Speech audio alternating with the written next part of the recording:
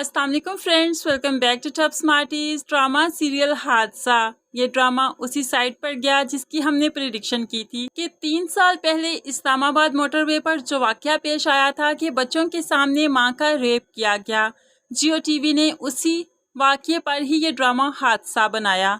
हालांकि जियो टीवी को ये ड्रामा नहीं बनाना चाहिए था। आज ये ड्रामा बनाने के बाद जियो टीवी ने आवाम को भी उसी दिन पर लाकर खड़ा कर दिया जिस दिन वो पहले खून के आंसू रोए थे। आज भी हर इंसान खून के आंसू रोया क्योंकि सबको वो वाकया याद आया और ख़ास तौर पर उस औरत को दोबारा से वो वक्त याद आ गया जिस पर से वो 3 साल पहले गुजर चुकी है। लेकिन यहाँ पर जियो ने शायद ये दिखाना चाहा कि उसके बाद की ज़िंदगी दिखाएं कि उस औरत की कैसी है, जो कि काफ़ी दर्दनाक है। तो अगली किस्त में हमें कुछ मनाजिर उसकी ज़िंदगी के ही नज़र आए। गज़नफ़र अपनी बीवी को पुलिस के साथ ढूंढते ढूंढते आखिरकार उस जगह पर पहुंच ही गया जहां पर अपनी बीवी को देखकर उसके पैरों तले से ज़मीन खिसक गई। बीवी बहुत ही बुरे हाल में थी, कपड़े फटे हुए थे कि देखकर ही शर्मिंदा हो गया। आखिरकार बीवी को लेकर हॉस्पिटल आया और यहाँ पर डॉक्टर ने बताया बहुत ही बुरी तरीके से तस्कीन के साथ ज्यादती की गई, जैसे कोई जानवर किसी इंसान का गोश्त खाने के लिए उसे नोचता है, चीरता है, फाड़ता है। बिल्कुल ऐसे ही उन लोगों ने तस्कीन को समझा और तस्कीन की हालत बहुत ही दर्दनाक है। यहाँ पर तो गज़नफ़र सर पीट कर रह जाता है कि तस्कीन इस हादसे के बाद कैसे ज़िंदगी की तरफ लौटेगी।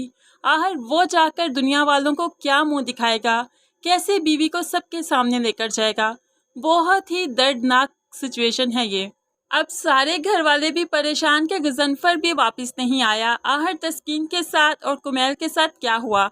ऐसे में तुराब आता है तो जल्दी से उससे पूछने लगे भाई कहाँ है, माँ बाप कहाँ हैं, क्या हुआ, कुछ पता चला। तो वो बताने लगा बहुत बड़ा एक्सीडेंट हो गया, मामा को तो अभी तक होश नहीं आया, लेकिन कुमैल भाई खतरे से बाहर हैं।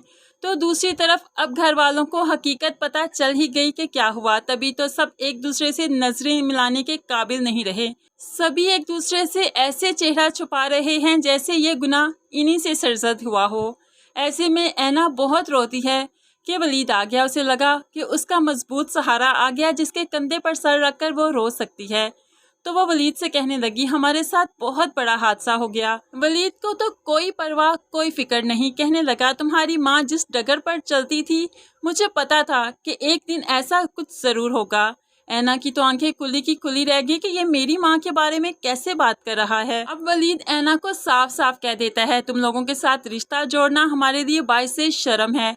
आगे मैंने इलेक्शन में भी खड़े होना है, इस तरह तो मैं बिल्कुल हार जाऊंगा। मुझे लगता है मुझे ये रिश्ता ख़त्म कर देना चाहिए। तो माहीन की माँ भी कम नहीं, वो भी अपनी बेटी को समझाने लगी बेटा मैं नहीं चाहती तुम्हारा रिश्ता मलिक खानदान में हो। कल को उनकी खबर प्रेस में जाएगी कि तस्कीन ज्यादती का निशाना बनी और ऐसे में मैं नहीं चाहती कि मेरी बेटी का नाम भी उछाला जाए कि तुम उनकी होने वाली बहू हो। इस तरह हमारी रेपुटेशन पर बहुत बुरा असर पड़ेगा। अब हम उन लोगों में रिश्ता नहीं कर सकते। माहीन लाख रोकेगी लाख समझाएगी लेकिन माँ ये रिश्ता करने को तैयार नहीं। तस्कीन के वजूद पर जो कयामत टूटी है लोग उसको समझ ही नहीं रहे।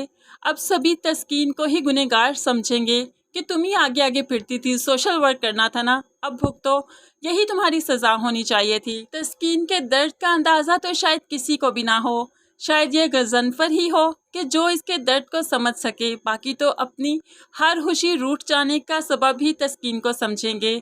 इस तरह से हमें पता चलेगा कि उस औरत के साथ जो हुआ था उसके बाद की उसकी ज़िंदगी कैसी दर्दनाक थी, जिसके बाद हर रिश्ता ही आपसे ताल्लुक़ तोड़ने में ही अपने लिए इज़्ज़त महसूस करता है। फ्रेंड्स, इस बारे में आप क्या समझते हैं? क्या ऐसा ही हुआ होगा उस औरत के साथ भी? ज़रूर कमेंट्स में अपनी कीमती राय का इजहार कीजिए। मज़ीद वीडियोस के लिए चैनल को सब्सक्राइब करके साथ बेल नोटिफिकेशन ज़रूर प्रेस कीजिए ताकि आने वाली हर वीडियो आप बहुत आसानी से देख सकें। अल्लाह हाफिज़।